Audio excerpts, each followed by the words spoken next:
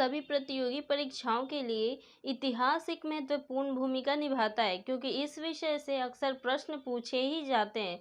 Friends, यहाँ मैंने प्राचीन इतिहास, मध्यकालीन इतिहास और आधुनिक इतिहास से जुड़े 30 क्वेश्चन मैं लेकर आई हूँ, जो अधिक महत्वपूर्ण प्रश्न और उत्तरों में से एक है।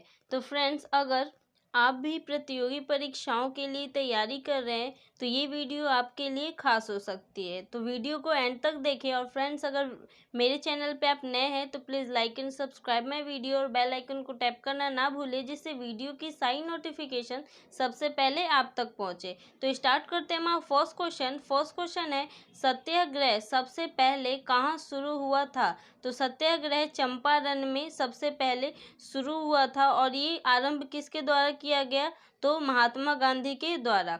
क्वेश्चन सेकंड है, रॉलेट एक्ट पारित होने पर भारत के वायसराय कौन थे? तो लॉर्ड चेम्सफोर्ड रॉलेट एक्ट पारित होने के वक्त भारत के वायसराय थे।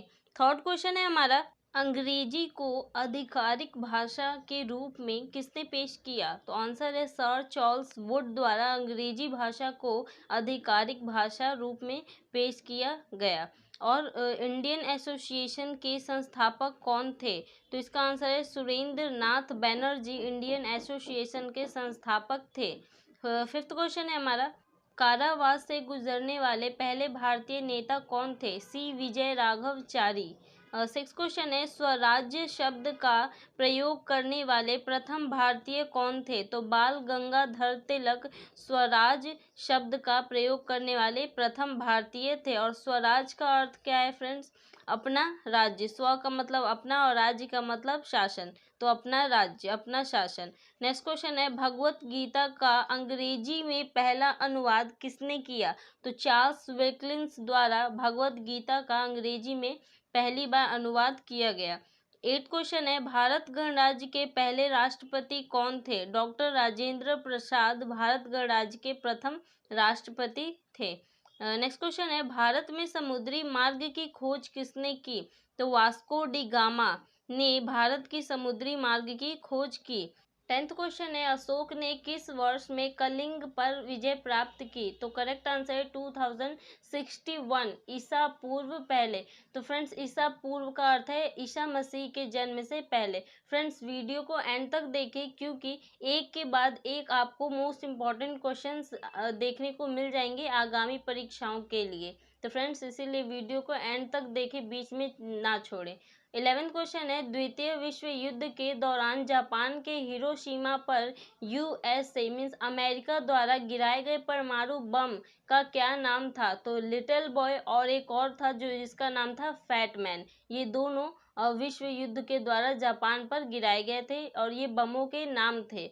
नेक्स्ट क्वेश्चन है, स्टैचू ऑफ लिबर्टी वास्तव में कहाँ बना है? तो वास्तव में स्टैचू ऑफ लिबर्टी फ्रांस में बना है, और आपको स्टैचू ऑफ लिबर्टी बहुत से कंट्रीज़ में देखने को मिल जाएंगे, जैसे अमेरिका भी है, वहाँ भी ये पाया जाता है। नेक्स्ट क्वेश्चन है, वैदिक समाज के 4 वर्गों में विभाजन का स्पष्ट रूप से उल्लेख किस वेद में किया गया है? तो ऋग्वेद के पुरुष सूक्त में किया गया है। 14th क्वेश्चन है, वैदिक धर्म में 2 सर्वोच्च देवता कौन थे? तो इंद्र और वरुण सर्वोच्च देवता थे वैदिक धर्म में। नेक्स्ट क्वेश्चन है, 15 क्वेश्चन है हमारा, भारत में लोगों द्वारा व्यापक रूप से उपयोग की जाने वाली पहली धातु कौन सी थी? तो तांबा। नेक्स्ट क्वेश्चन है, कौन सा वेद जादू मंत्र और जादू टोना से संबंधित है? अथर्व वेद जो हमारा है वो जादू मंत्र और जादू टोनों से संबंधित है।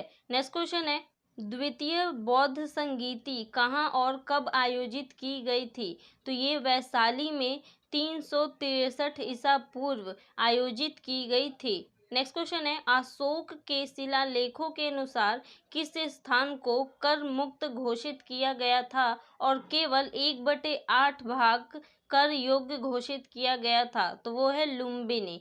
नेक्स्ट क्वेश्चन है 19 क्वेश्चन, प्लासी का युद्ध कब लड़ा गया था? तो प्लासी का युद्ध 23 जून 1757 को हुआ था। नेक्स्ट क्वेश्चन है, सिकंदर का प्रबल प्रतिरोध करने वाले पोरस का क्षेत्र किस नदियों के बीच स्थित है? तो झेलम और चिनाब के बीच स्थित है।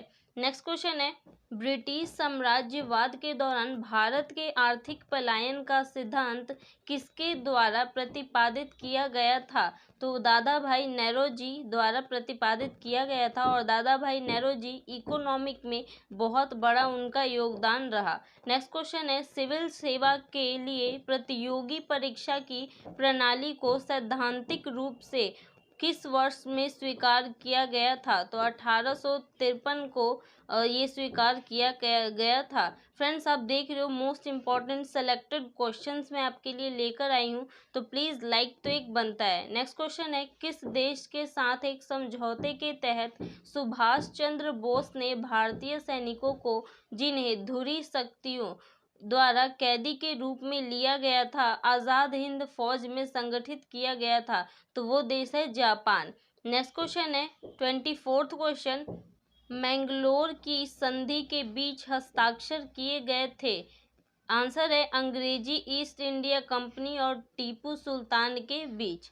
नेक्स्ट क्वेश्चन है, भारत की स्वतंत्रता के लिए संघर्ष करने वाले पहले के नेता मुख्य रूप से किन व्यवसायों से संबंधित थे? तो वकील, शिक्षक और पत्रकारों आदि से ये सारे संबंधित थे। नेक्स्ट क्वेश्चन है, साहित्य और कला के महान संरक्षण राजा भोज किस राजवंश से संबंधित थे? तो परमार राजवंश से संबंधित थे। फ्रेंड्स, नेक्स्ट क्वेश्चन है, चरखे का प्रयोग के किस दौरान आम हो गया? तो फ्रेंड्स, 14वीं शताब्दी में जो चरखा था वो आम बात हो गया था। नेक्स्ट क्वेश्चन है, गौतम बुद्ध के प्रवचनों की भाषा के कैसी थी? तो वो पाली में प्रवचन दिया करते थे, पाली भाषा में प्रवचन देते थे। नेक्स्ट क्वेश्चन है, 1947 की माउंट बेटन योजना के तहत डैश के लोगों को एक जनमत संग्रह के माध्यम से यह तय करने का अधिकार दिया गया था कि वे पाकिस्तान या भारत में शामिल होना चाहते हैं। तो ये असम के सिलहट जिला के तहत दिया गया था। नेक्स्ट क्वेश्चन है और लास्ट क्वेश्चन कि चंद्रशेखर आज़ाद की शहादत किस तारीख को हुई? तो ये 27 फरवरी 1931 को हुई और चंद्रशेखर आज़ाद एक भारतीय क्रांतिकारी नेता थे जिन्होंने 1924 में हिंदुस्तान सोशलिस्ट रिपब्लिक आर्मी का आयोजन किया था। फ्रेंड्स, और 27 फरवरी 1931 को इलाहाबाद के आज़ाद पार्क में पुलिस से लड़ते हुए उनकी मृत्यु हो गई। फ्रेंड्स, आई होप वीडियो आपको पसंद आई होगी। इसी तरह के मोस्ट इम्पॉर्टेंट क्वेश्चंस के साथ मिलते हैं नेक्स्ट वीडियो में। Thank you.